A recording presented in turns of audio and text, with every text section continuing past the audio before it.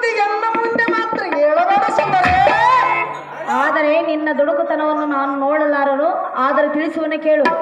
ಅದೇನು ಚೆನ್ನಾಗಿ ಹೇಳು ಮಾರಿ. ಸೀತಾದೇವಿಯ ಬಯಸಿದ ಶಂಕರ, ಶ್ರೀರಾಮ ಬಾಳಕ್ಕೆ ನಮಸ್ಕಾರ.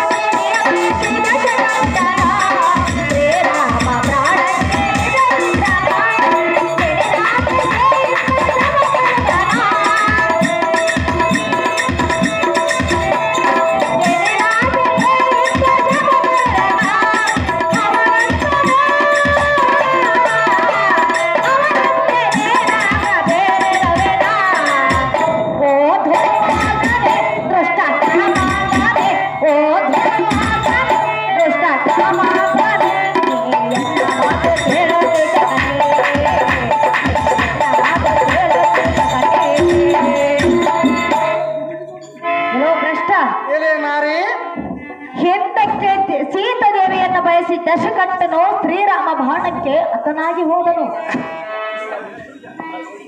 ಓ ಏನಿ ರಾವಣನ ಸುದ್ದಿ ಎನ್ನ ಮುಂದೆ ಯಾತಕ್ಕೆ ಹೇಳಬಾರೆ. ಚಂದ್ರನು ಭವಿಷ್ಯಕ್ಕೆ ಕುಂದುಗಳನ್ನು ತಂದುಕೊಟ್ಟನು.